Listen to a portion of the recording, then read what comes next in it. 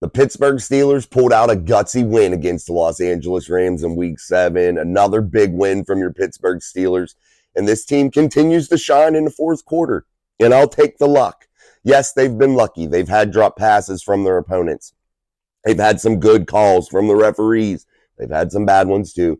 But the Steelers have had the ball bounce their way, and I'm not complaining as a Steelers fan, and I don't think you should either. Welcome back to Mike Drop Sports, everybody. I'm your host, Jason. The Pittsburgh Steelers really made a statement, in my opinion, yesterday, beating a good Rams football team. Matthew Stafford, he's a Super Bowl caliber quarterback. He's elite. He's able to make all the throws still at 35 years old. They have some big-time receivers. Puka, amazing. Atwell with that big touchdown, with a broken Levi Wallace coverage there at the end of the first half. That was almost a backbreaker until you had the Pittsburgh Steelers and TJ Watt, the most elite defensive player on the planet, with that big-time interception, read Matthew Stafford perfectly, jumped in front, and almost put 6 on the board. Instead, he set up the offense with only 10 yards to go to give them that boost that they needed. This Pittsburgh Steelers defense still gave up chunk plays, guys. They still allowed a lot of yards from a receiver. Still allowed runners to gain a ton of yards and chunks sometimes.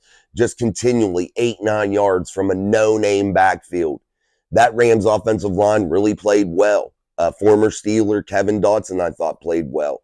They played really good, and I think the Steelers were able to weather that storm, and they were able to, most of the time, now they had a couple drives that they just couldn't stop them, but there was most of the time in that game to where the Pittsburgh Steelers did allow those chunk plays, did allow that Rams team to move down the field, but they were able to hold up when they had to. They were able to get a few plays put together and get that stop that they needed. Yes, they were helped by some missed kicks by Mayer. I think that's his name, Mayer or Muller or something like that. I think it's Mayer for the Rams, that kicker. We won't be hearing him much longer. He had a horrible game. I'm looking for him to be replaced probably before long if the Rams are able to find somebody else that can come in and kick at a quality rate for them, because he missed 7 points for them, guys. That's a tie game. We're looking at playing football in overtime if he makes all those kicks. However, the Pittsburgh Steelers defense, they did play well at times. I thought Joey Porter Jr. played a hell of a lot more, which he needed to. And I thought he played 80% pretty damn good. And you're going to have that 20% to where he's not the most amazing thing in the world because he is a rookie. And I felt, though, all in all, if you take his whole game, put it in a pile, he played well. And I thought that he delivered. For being a rookie, I think that he is playing beyond his years right now, and that is a positive sign for the Pittsburgh Steelers, especially in a defensive backfield that's allowing huge numbers by receivers, huge numbers. I thought Patrick Peterson played well most of the game. He did leave up some big plays, and Levi Wallace, we gotta figure something out. I don't think that he is the answer there at the cornerback position, especially being a starter.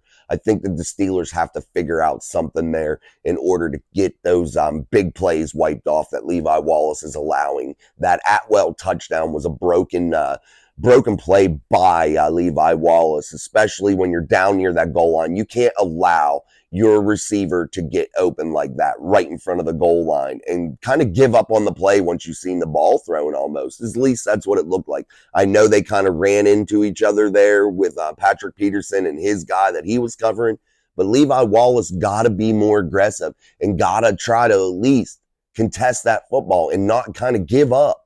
If you watch that play again, I encourage you to watch it because I feel like he just kind of seen the ball coming, felt like it was going to Kupp, and kind of let Atwell go. And Atwell just jumped up and made that play right in front of the goal line and was able to score. And that was a big, big touchdown for that Rams team and could have really, really turned the tides in that game, considering the Rams had the football coming back in the second half. That was big because then what do you have to have happen? You need a big defensive play. And the Steelers were able to find that defensive play. And thank God for TJ Watt. That guy is the most elite defensive player that I have ever witnessed in my lifetime of watching football, in my eyes. He's unbelievable at rushing the passer. You can drop him back in pass coverage and he can produce and stay with a guy. And you've seen the interception. He was able to read Matthew Stafford perfectly, take that ball and run with it. That was a perfect play, and it was a big game changer. That changed this game completely. When you're able to, instead of going down another score and being down double digits or 3 scores, now all of a sudden you're right back in the football game, winning the game 10-9 at that point. And then, yes, the Rams did come down. They started to get back ahead. However, the Steelers were able to weather that storm again. They didn't just give up everything in the world again. They were able to start stopping them. And there's a big reason why they were able to start stopping the Rams offense in the second half. There's a big reason. And that was because the Steelers offense finally was putting together some drives. If you've noticed while you're watching these football games with the Steelers defense, if the offense can give them some time and they be able to put together some drives that eat up 4 or 5 minutes, that defense is able to rest and they're able to come back out. And you see then the first 3 and outs by the Rams in the whole game. Why? Because they were able to get some rest. They had the halftime rest. And then the offense was able to start helping them out. And that's what you need from the Steelers team to start to be a complete football team. You have to continue to see that offense help out the defense. They have to be able to sustain some drives. The 3 and outs kill that defense and start to break their back, man. And they have to dig deep and they have to fight every week, and they do a great job at it. But if you're the Steelers offense, you have to start helping them out. And that showed in this game. That really showed in the second half. When that offense was able to move the football, it made the defense more of an elite defense instead of just a good defense. It made them an elite defense then. It made them be able to do things that are special and be able to get quick stops and be able to flip that ball right back to the offense. So those are big time things from the Steelers that you need to watch out for in terms of offense sustaining drives. It has to happen, and it causes good things. And it's a very elementary thing. I always say elementary because it's a basic thing. Fundamentals are key. And that is a fundamental thing if you're an offense. Sustain drives, mix the run and pass, keep your defense on the sideline, let them get rested. That is a basic football 101 thing. And the Steelers finally were starting to do that yesterday. Let's move to the offensive side of the ball. Dan Moore Jr. inserted back for Broderick Jones, returning from injury. I didn't think he had a bad game. I thought he played pretty well, especially on that one play where the left guard pulled and created a big run lane for the running back. I can't remember if it was Najee or Jalen, but he pulled and was able to get down on that middle linebacker quickly, which created a good-ass run for the Pittsburgh Steelers and created a nice running lane. And that's the type of game you want to see from Dan Moore Jr. I, however, think, though, Chooks on the other side didn't have a good game. I thought it was okay, but the offensive line as a whole, I thought played better in the second half. I thought they were still weak in the first half as a whole. When you're giving up a lot of pressures and Kenny's still looking uncomfortable, still not able to get through his progressions, there's a problem, and there's a problem with that offensive line. That's why I continue to say it's not all a Matt Canada problem. It's not all Matt Canada. Do you think for 1 second, and this is crazy, and I've heard a couple people that are rationally thinking say this, do you think that these plays aren't being called in the first half? Do you think these routes aren't being called in the first half? Do you think that this is just magic that it comes about in the second half? No. It takes Kenny and that offensive line literally right now at this stage of the game 3 quarters to get comfortable against an opposing defense. And the run game has to help out with that, but the offensive line has to start to get settled in early, and they have to be able to protect Kenny and allow him to get comfortable early. They haven't had a first drive touchdown in God knows when. I can't even remember. But Kenny ended up outperforming Matthew Stafford in the end. No interceptions, had a running touchdown on a QB sneak, which was big. That was after the TJ Watt interception. So many good things that the offense did, but it was late. And the Steelers need to have an offense that can start to put together at least 2 quarters of good football. Maybe then you build up to 3. Maybe then you can have a game of 4 quarters of good offensive football. I'm not saying you have to be perfect the whole game, but the Steelers got to start getting something going a little earlier. Kenny has to start being more comfortable. This offensive line has to settle in. or it's going to be more of the same. And it's very, very tough to win every week and stay consistent and stay on a roll and stay winning without that consistency. It's hard to always be battling back, always be behind, always have to fight and claw to get that victory. Sometimes you need a week to where you can get a victory, to where you can cruise. Save yourself a little bit. The playoffs are coming. It's a great quality to have, being able to fight and claw and get back in football games and provide a win for your team. That's a great quality. That's a great first step. But we have to put it all together if you're the Pittsburgh Steelers. You have to start to play complete football. The special teams, I feel, is playing very well. That's one phase. The defense, I'll say 80% of the time, plays really, really well. They still need to shore up the run. They still need to stop those pass plays, constantly just chunking them down the field, man, and beating them up. They need to stop that. They need to shore those couple things up. Offensively, you're getting one good quarter of football. So let's just say we're about 1.5 phases into a complete 3-phase game. I felt like the coaching was a lot better yesterday also, with Mike Tomlin, Matt Canada, the whole way across the board. Every phase of coaching I felt like was definitely better yesterday. Mike Tomlin made the right decision by giving quarterback sneak on the 4th and half yard. Now, did the Steelers get lucky with the spot? I think so. But hey, the ball got to bounce your way too, man. We talked about that luck. It's got to be, you got to just take it. It is what it is. Fingers crossed. You want good luck, man. And it is what it is, and we'll take it. But that was a good call by Mike Tomlin, and I applaud that call. Because what's the worst? You play overtime, the Rams go down, punch one in. The defense is playing good at that time. They're rested at that time. I like my chances with a TJ Watt-led defense, especially the way that defensive front was starting to play, starting to pressure Matthew Stafford with that big push up the middle by Keanu Benton, a DeMarvin Leal, a Larry Ogunjobi. Those guys started to play really well throughout that ball game. So many big points, so many bad points still. And it's an amazing thing for you guys as fans, for myself as a fan, to sit back and realize you have a 4-2 football team that's tops in the AFC North, competing with Baltimore for first place, and the Browns. I'm sorry, I won't leave them out.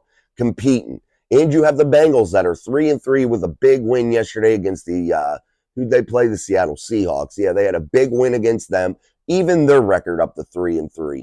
You have a division race that is so tight, and the Steelers were able to recognize that, and they were able to come through with a big-time win, and that is a very positive thing. They didn't let the pressure get to them. They didn't choke. They fought the whole way through the football game, and they were able to pull it out, and that's all you can ask for from a football team. And I think if this team can continue to grow, which they have, they've continued to grow each week, and I can see the steps every week.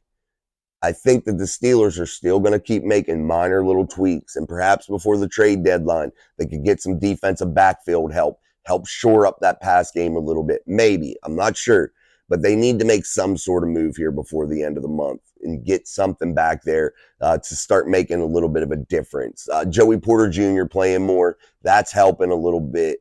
Patrick Peterson's starting to settle in a little bit. He don't get toasted all game. He does have a few that he gets burnt, but the defensive backfield just needs a little bit of work, a little bit of tweaking. Minkah Fitzpatrick still playing lights out, 11 tackles yesterday, coming down in a box, being a real difference maker, man, real difference maker.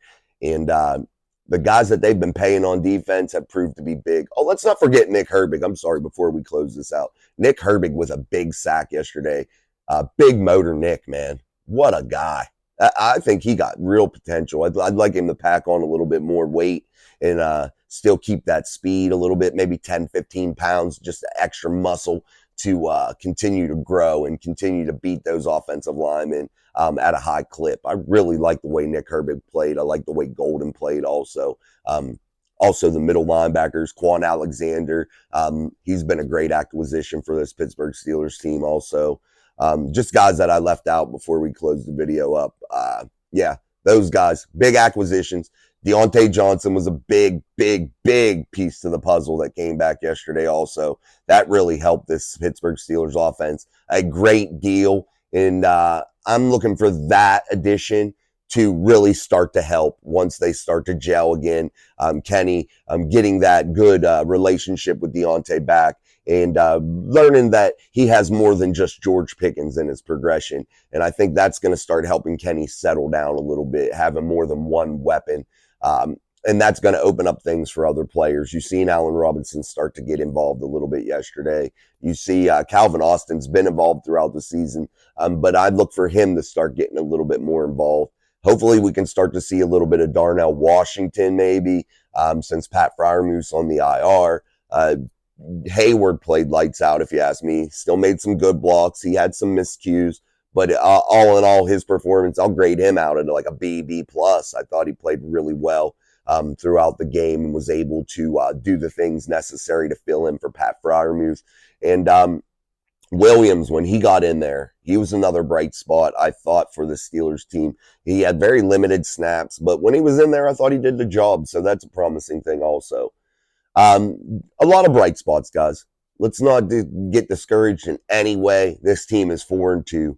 Let's feel happy about it. Let's continue this grind, and hopefully this team continues to grow, and we don't turn backwards, and we start to just keep churning forward, especially now we're into that meat of the season. You're going to have another mini bye come up after you play this quick couple games here. We're going to have a couple games real fast. Then you're going to have that Thursday night football game, which will create kind of a mini bye for the Pittsburgh Steelers, and that will be another nice little break for them to get their self recharged to continue this push to win the AFC North. And they're in the top 8.